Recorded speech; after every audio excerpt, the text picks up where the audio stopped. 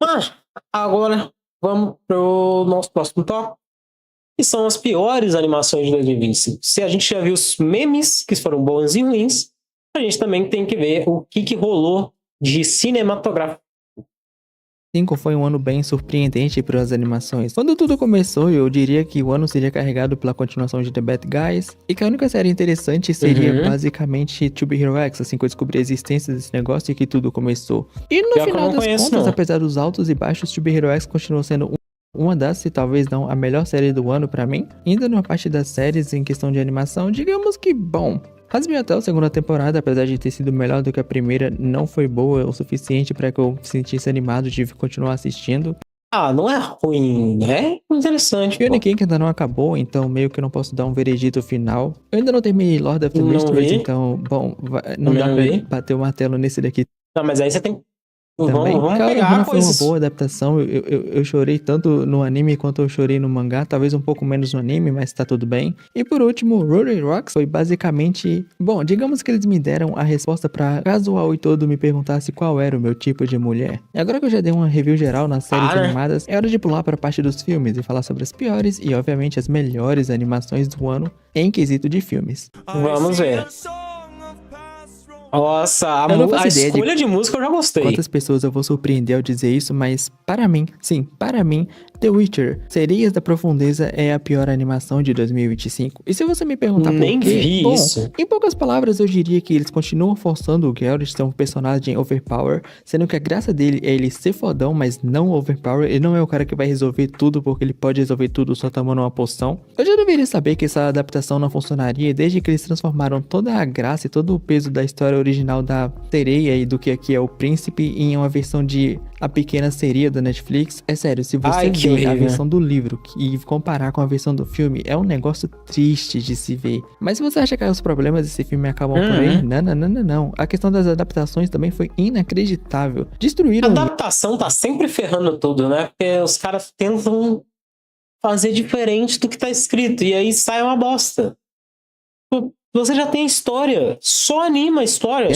Aqui, mas honestamente, isso não se compara com o quanto eles destruíram a personagem antagonista. Sim, eu já nem lembro mais o nome dela, e olha que eu gosto da personagem, mas aqui no filme, não vale a pena, meu amigo. O que fizeram com ela é triste. E o motivo final pra esse filme tá na última posição, na minha opinião, e pra ter o título de a pior animação de 2025 pra mim, é o fato que nem em quesito gráfico o negócio é bonito. Os visuais são bem qualquer coisa, os designs não são nada demais e são mais simplificado possível. Né? E meu amigo, não tem um orçamento nesse filme. É incrível como eles usaram 3D pra tudo que eles podiam. E a gente não tá falando de uma marca qualquer. The Witcher, meio que apesar da Netflix ter destruído, ainda assim é um grande nome no catálogo dela. E ainda assim, zero investimento. Para mim, facilmente a pior animação de 2025.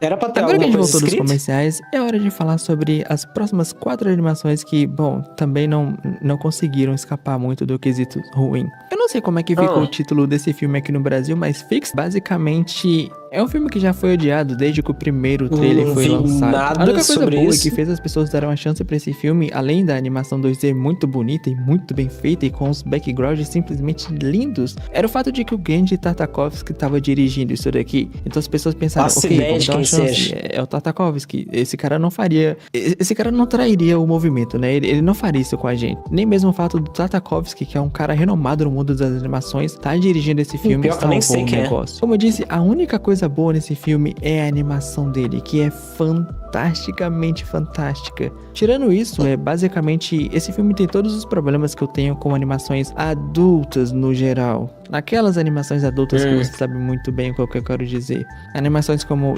talvez botar Hazbin Hotel no mesmo balde não serve, então Big Mouth é o perfeito exemplo pra esse negócio daqui.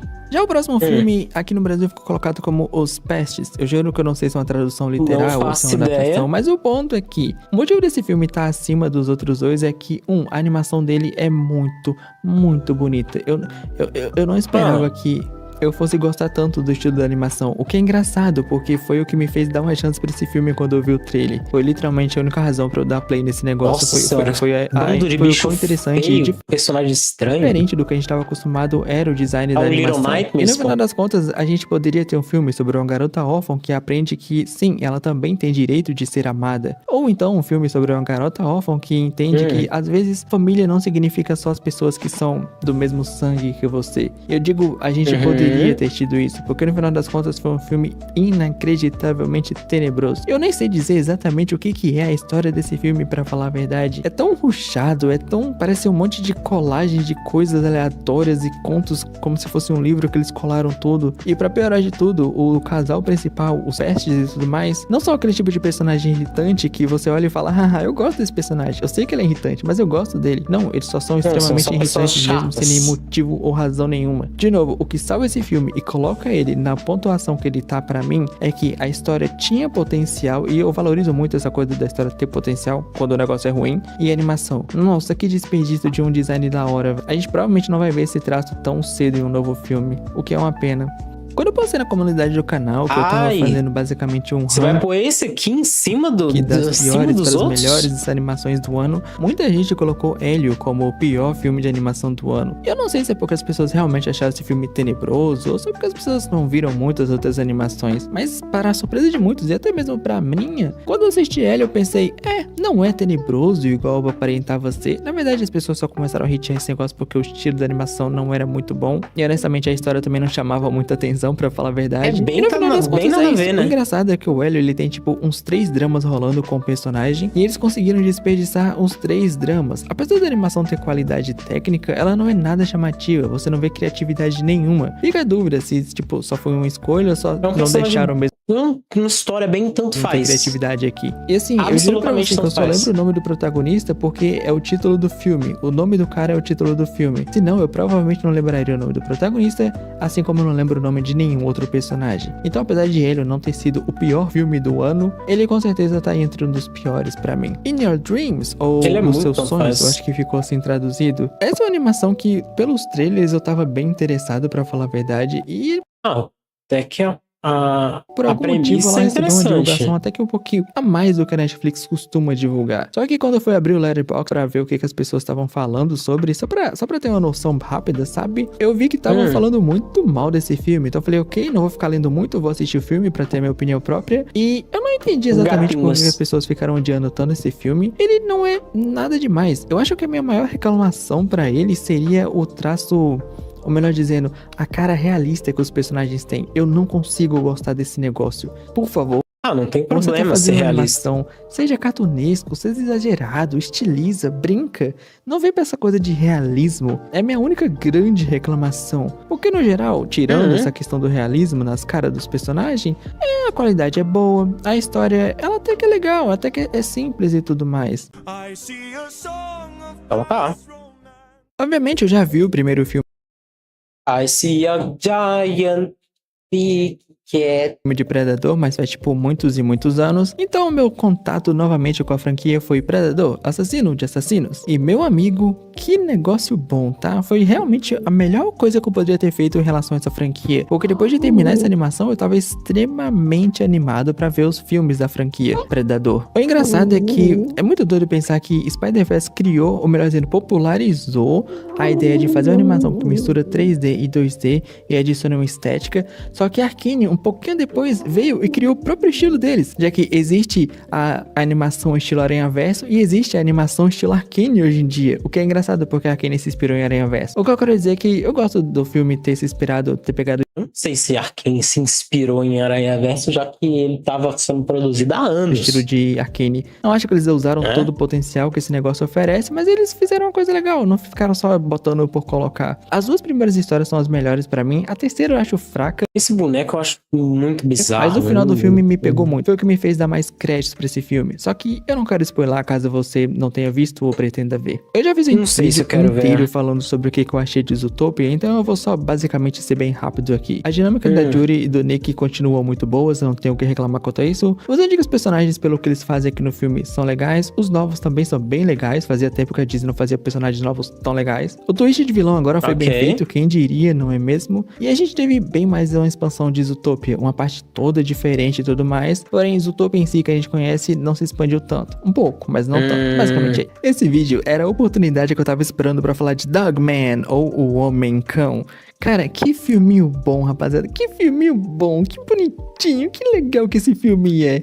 Desde o primeiro trailer, desde os trailers em geral, na verdade, eu já tava bem animado pra esse negócio, porque eu tinha completa noção do que seria. Uma animação com um traço bonitinho, bobinho, só que é aquele bobinho que te diverte, não é aquele bobo que você fica, ai meu Deus, não é pra mim esse filme. Não, é um bobinho que se você chegar lá de coração aberto, de mente aberta, você vai se divertir tanto, tanto, tanto. E é um filme que ele traz aquela nostalgia dos desenhos antigos, mesmo sem estar tentando fazer isso, sabe?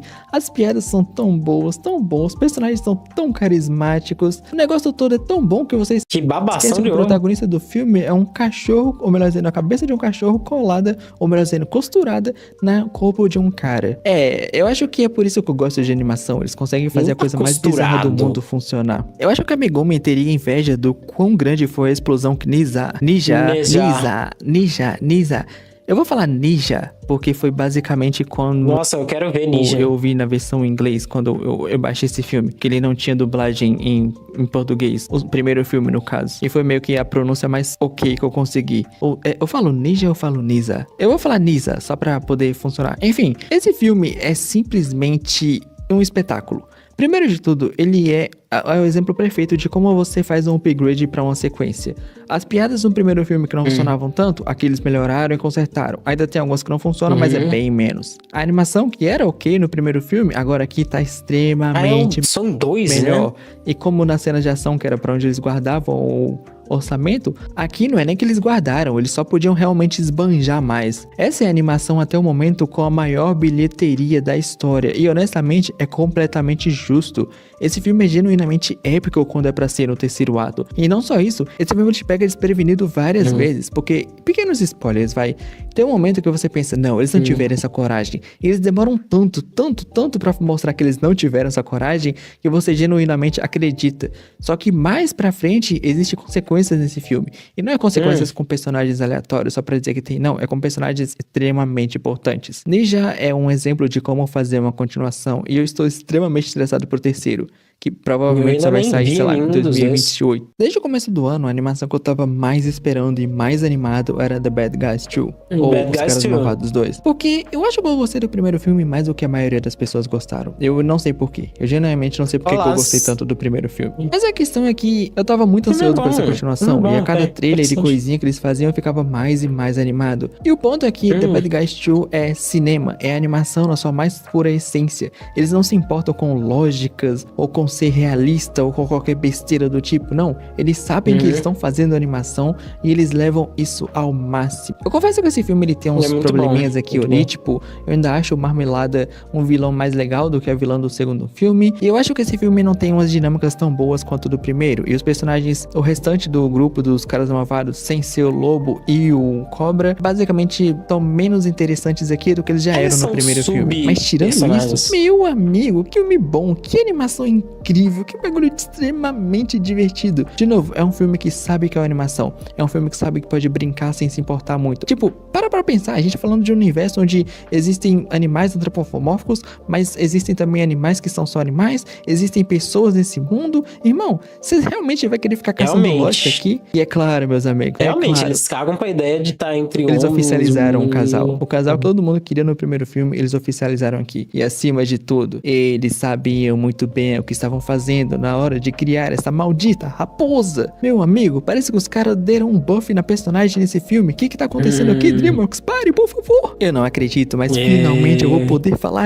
Olha esses pensamentos aí. Desse filme, Lost in Starlight, ou Olha Perdido esses nas Estrelas. pensamentos. Separado pelas estrelas, eu acho que é assim que ficou a tradução. Que filme maravilhoso, meus amigos. Que negócio bom. Starlight Blade mostrou que a Coreia tá chegando com tudo nos jogos, mas agora Lost in Starlight mostrou que até mesmo nos filmes os caras conseguem simplesmente te impressionar muito. A gente tá falando de um filme de sci-fi com romance. A parte do sci-fi é algo que já me teria um pouco longe, porque eu não curto tanto, mas eu adorei o sci-fi desse negócio. Mas o que importa mesmo é o romance, meus amigos. É o romance.